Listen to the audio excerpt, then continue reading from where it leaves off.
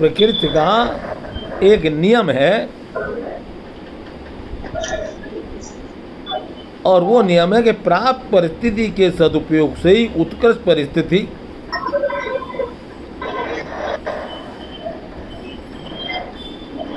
अथवा परिस्थिति से असंगता प्राप्त होती है, जो वास्तविक निष्कामता है। तो हमें निष्कामता प्राप्त करने के लिए परिस्थिति का सदुपयोग करेंगे तो उत्कृष्ट परिस्थिति मिल जाएगी, अथवा परिस्थितियों से असंगता प्राप्त होती है तो वास्तविक निष्कामता आ जाती है। तो आज हमें निष्कामता प्राप्त नहीं हो रही, इसलिए नहीं हो रही है क्योंकि हम प्राकृतिक नियम को नहीं जानते। प्राकृतिक नियम क्या है कि प्रकृति का न्याय उसको आदर पूर्वक सदुपयोग में ही सभी का हित नियत है। जो प्रकृति का नियम है, विधान है, उसी का हमको आदर पूर्वक सदुपयोग करना है। तो प्रकृति का क्या विधान है, क्या नियम है कि देखो, सूर्य सभी को बराबर रोशनी देता है। प्रकृति में कोई भेदभाव है? वायु चलती है तो सभी को मिलती है। तो प्रकृति तो हमारे साथ जो करती है वो न्याय करती है। अब आपके लिए कोई अलग स्पेशल नियम नहीं बनेगा। प्रकृति तो प्रकृति के अनुसार ही चलेगी। तो हमसे भूल क्या होती है कि जो हमारी परिस्थिति हमें प्राप्त है, तो वायदि वे प्रतिकूल परिस्थिति हमें प्राप्त है, तो हम उसको बदलने लग जाते हैं। प्रतिकूल परिस्थिति को हम बदलने लग जाते हैं कि ये बदल जाए। तो परिस्थिति तो भैया अपने आप बदलती है, हमारे बदलने से बदलेगी नहीं। परिस्थिति अपने आप बदलती है। समय आता है तो परिस्थिति बदल जाती है। समय आता है, वस्तु बदल जाती है, व्यक्ति बदल जाते हैं, परिस्थिति बदल जाती है, अवस्था बदल जाती है। तो एक तरफ हमारे पास जीवन जो है वो भौतिक जीवन कैसा है कि हम भौतिक विज्ञान की दृष्टि से प्रत्येक वस्तु अनंत है। भौतिक विज्ञान की दृष्टि से देखें तो प्रत्येक वस्तु अनंत है, उसमें कभी कमी नहीं है। प्रकृति में जो भी वस्तु है, ऐसा मत ना कि ऐसा लगता है जल कम हो जाएगा, वायु कम हो जाएगी, उसमें कभी कमी नहीं आने वाली है, क्योंकि हर एक वस्तु माँ अनंत है। फिर भी हमें यदि वस्तुएं प्राप्त नहीं है तो समझना चाहिए कि हम वस्तुओं के अधिकारी नहीं हैं। जब अनंत चीज़ें हैं फिर भी हमको नहीं मिल रही हैं, तो हमें समझ लेना चाहिए कि हम इसके अधिकारी नहीं हैं। प्रकृति के विधान में किसी से राग द्वेष नहीं है। प्रकृति कभी ऐसा नहीं करती किसी के साथ राग और किसी के साथ द्वेष। उसमें तो सभी के प्रति समानता ही है। प्रकृति में सब लोगों के साथ क्या प्रकृति करती है, समानता रखती है। अतः जो वस्तुएं हमारे बिना रह सकती हैं, जो वस्तुएं हमारे बिना रह सकती हैं अथवा हमें प्राप्त हैं, उनकी अप्राप्ति में ही हमारा विकास निहित है। अब ये उल्टी बात समझ लो, फिर से सुनना। जो वस्तुएं हमारे बिना रह सकती हैं, जो व्यक्ति हमारे बिना रह सकते हैं, जो परिस्थिति हमारे बिना रह सकती है, जो अवस्था हमारे बिना रह सकती है, अथवा हमें अप्राप्त है, हमें मिली नहीं है, अप्राप्त है, उनकी अप्राप्ति में हमारा विकास निहित है। ये समझ लो, यदि हमारे पास नहीं है तो हमारा इसमें फायदा ही है, विकास होगा। क्योंकि हम अभी उसके लायक थे नहीं। प्रकृति तो हमें जब देगी जब हम उसके लायक हों।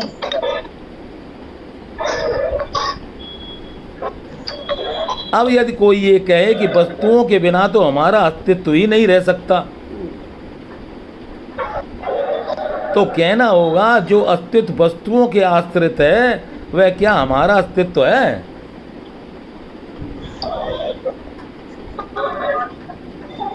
कदापि नहीं। इस दृष्टि से तो वस्तुओं का ही अस्तित्व सिद्ध होता है, हमारा नहीं। हमारा अस्तित्व तो तभी सिद्ध हो सकता है जब हम वस्तुओं से अतीत के उस जीवन में को प्राप्त कर लें जो निष्कामता से ही प्राप्त है। हमें तो उस जीवन में प्रवेश पाना है जो हमारा वास्तविक जीवन है, उसमें हमारा प्रवेश हो जाए। तो उधर प्रवेश करने के लिए हमें निष्काम होना ही पड़ेगा। बगैर निष्कामता के वो जीवन हमें नहीं मिल सकता। निष्कामता हमें प्राप्त वस्तुओं के सदुपयोग और अप्राप्त वस्तुओं की कामना के त्याग का पाठ पढ़ाती है।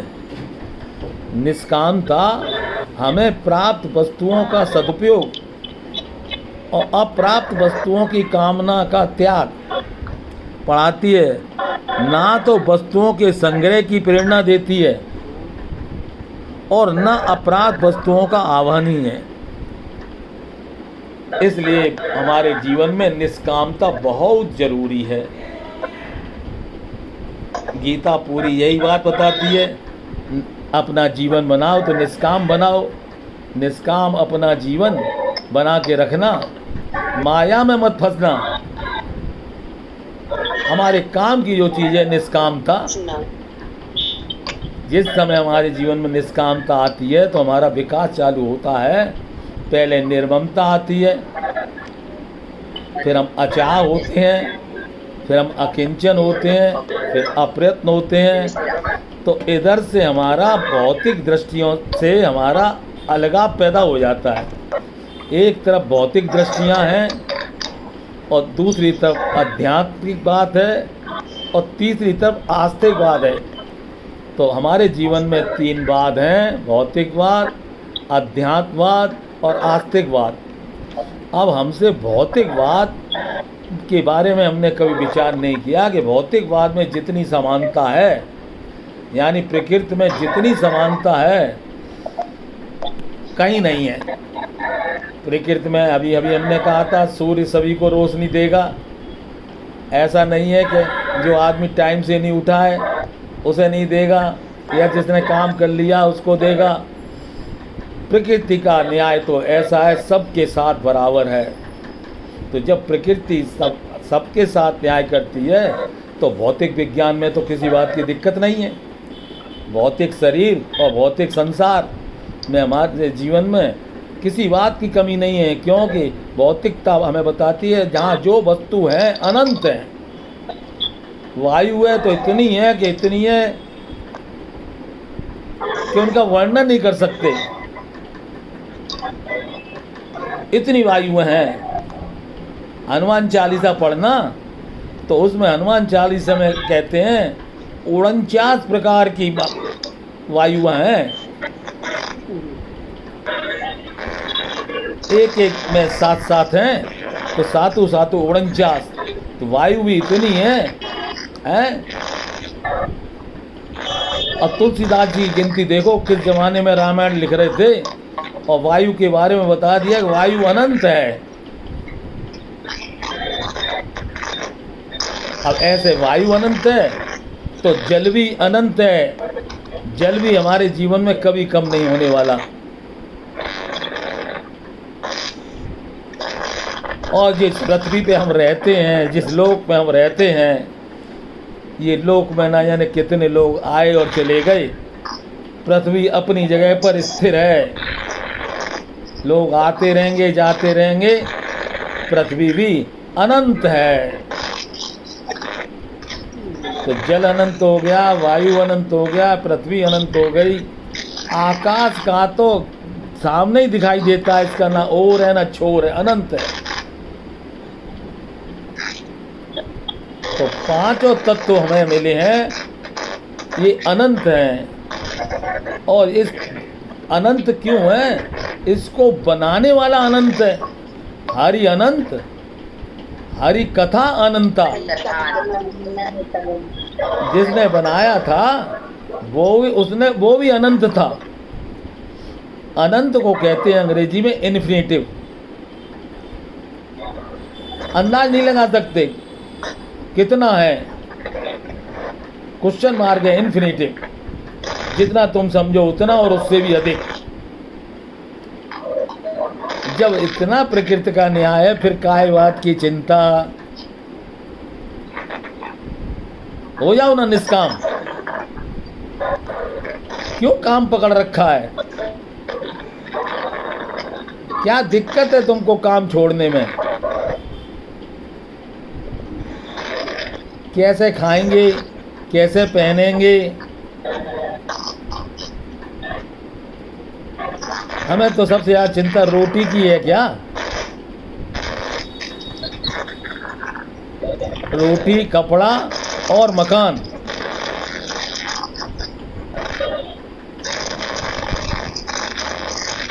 तो एक पिक्चर देखी होगी रोटी, कपड़ा और मकान के बारे में। उसने कहा था एक ज़माना ऐसा आएगा कि झोला लेके नोट भर के जाने पड़ेंगे और मुट्ठी में सामान लाना पड़ेगा।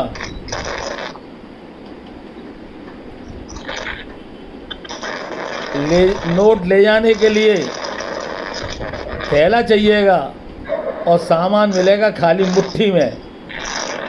किस समय अंदाज लगाया जिसने पिक्चर बनाई? वो ज़माना आएगा कि आ गया।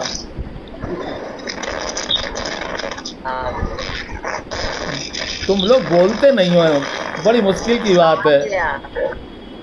जमाना आ गया। खाली सुनने की आदत डाल रखी है, इसलिए अब हम सोचते हैं अब सुनने के कुछ चार्ज लगाएं तुम्हारे ऊपर। या तो बोलो और सुनो। वक्ता खाली बकता रहे और श्रोता खाली सुनता रहे। और थोड़ी देर बाद बहुत अच्छी बात बताई थी, जो सबसे ऊपर मंजू बैठी है ना, आज बात बहुत अच्छी बताई थी। हम पूछते हैं क्या बात अच्छी बताई थी, ये तो बता दो।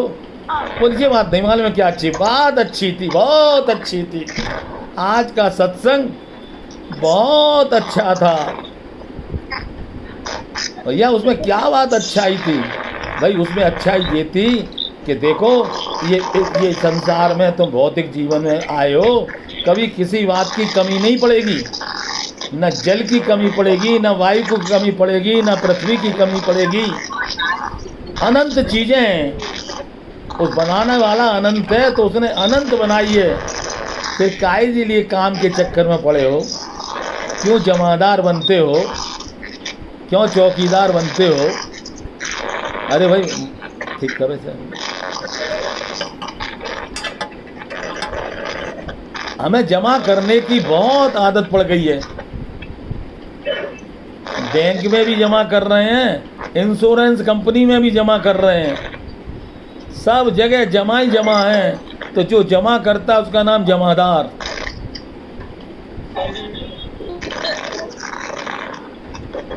और जो उसकी रक्षा करता है उसका नाम चौकीदार।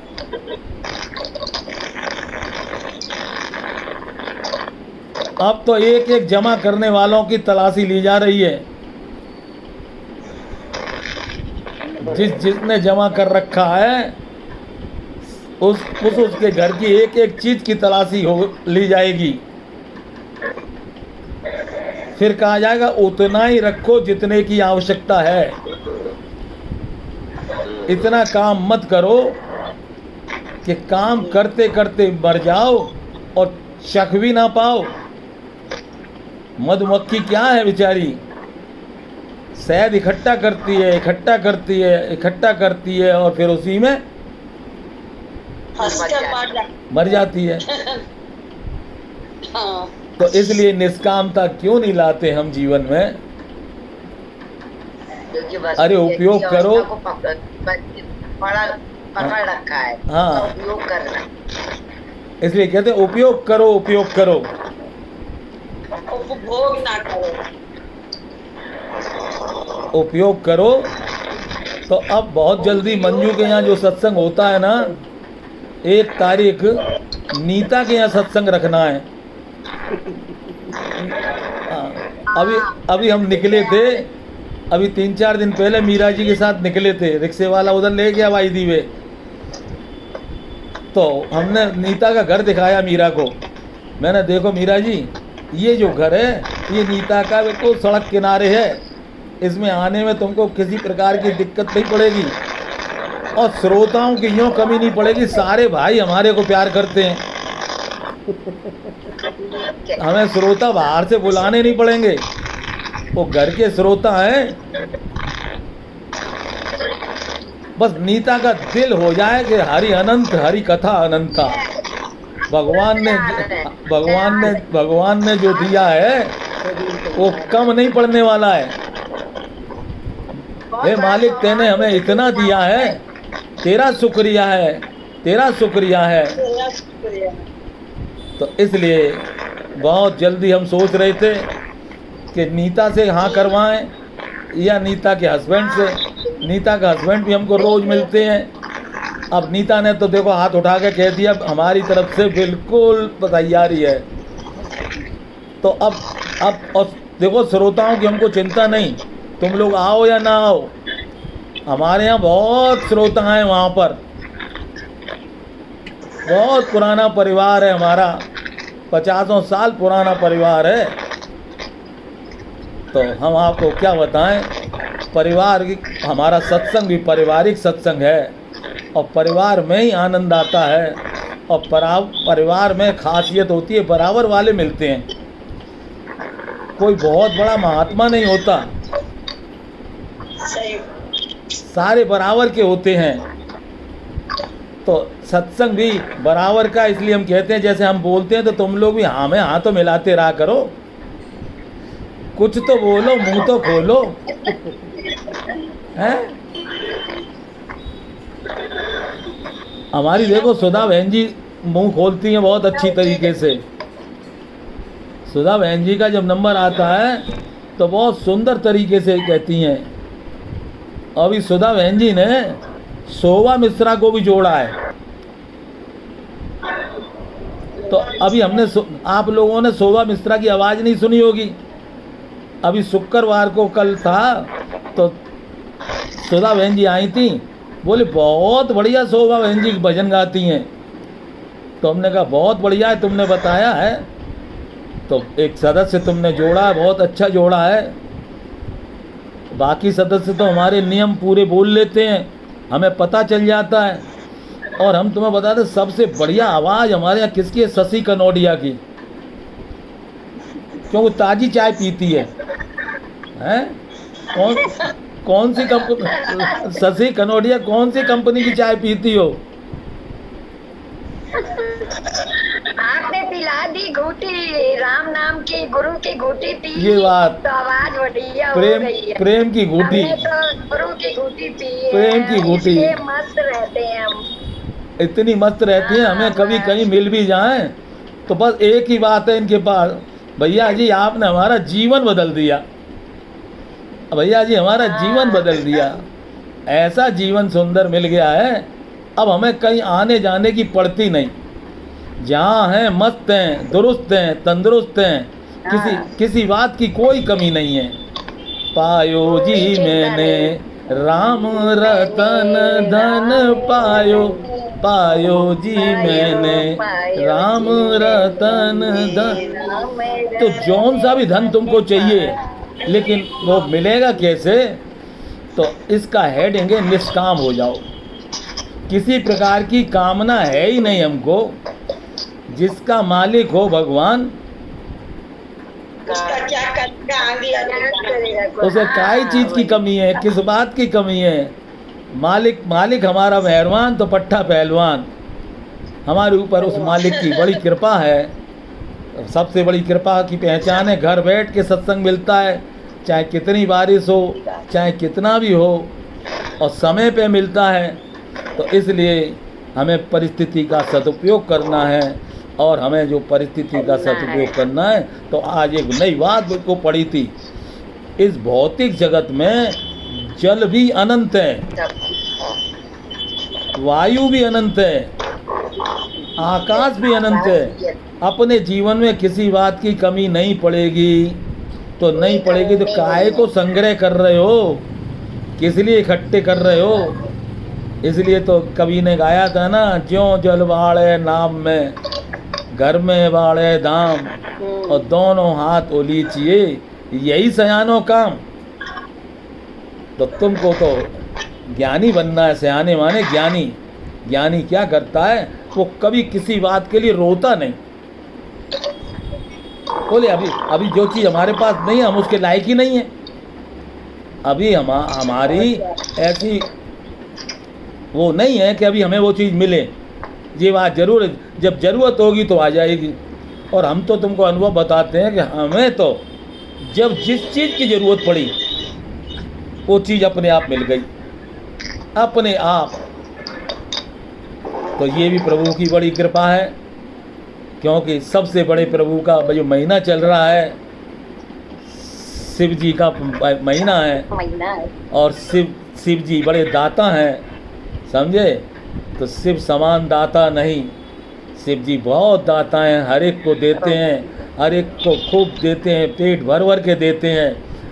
जितना चाहो उतना ले जाओ, क्योंकि उनको कुछ चाहिए नहीं। तो हमको भी जैसा गुरु हो, यदि शिव जी को गुरु बनाते हो तो शिव जी जैसे हो जाओ। बोले हमको भी कुछ नहीं चाहिए, हम भी निष्काम हैं, और निष्काम सारा जीवन अपना बना के रखें। हमें किसी से किसी प्रकार की कामना ही नहीं है।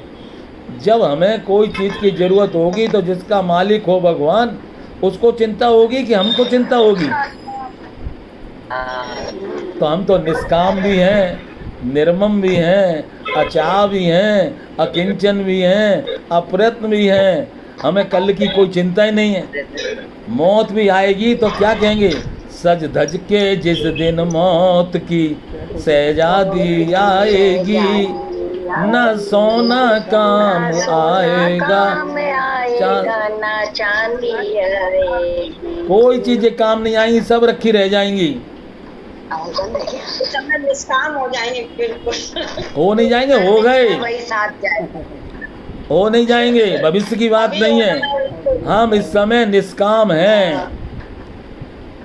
हमारा जीवन तो वास्तव में निष्काम है। बाई में शरीर को कोई चीज की जरूरत है, तो ये महीना तो मिला ही ऐसा है। कोई चीज की जरूरत हो, शिव जी के कान में कह देना, शिव जी बस खाली ये और काम कर दो हमारा।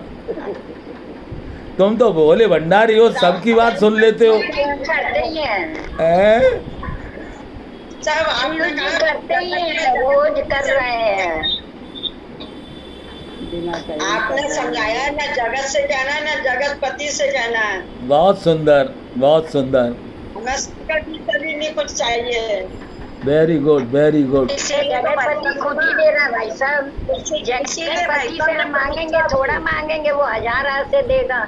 हमारे छोटे हाथ से वो कितने देगा।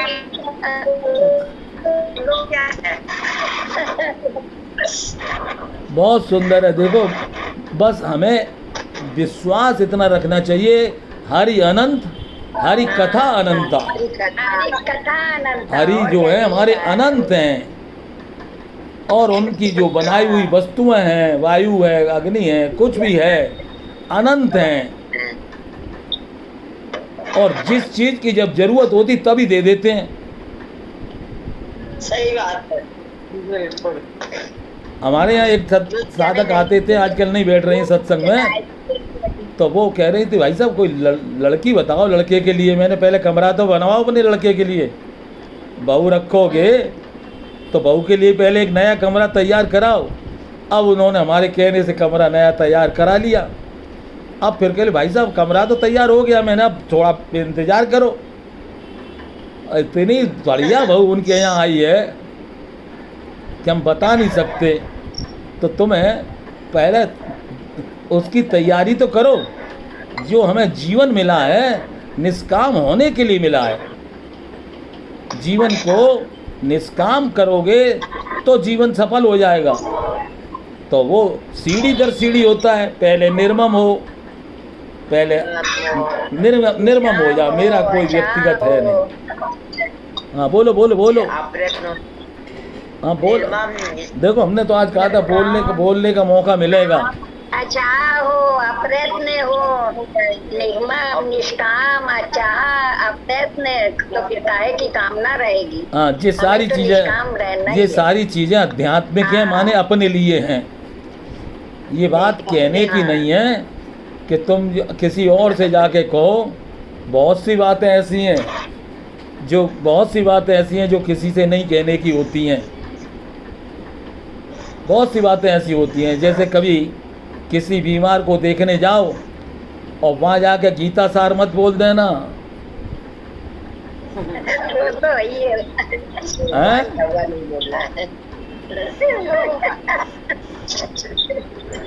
अनीता तुम गीता सार बहुत अच्छी तरह बोलती हो ना, लेकिन तुम्हें ही बता रहे हैं ये बात कि वहाँ जाओ, किसी की टांग टूट गई हो तो वहाँ मत कह देना ये बात।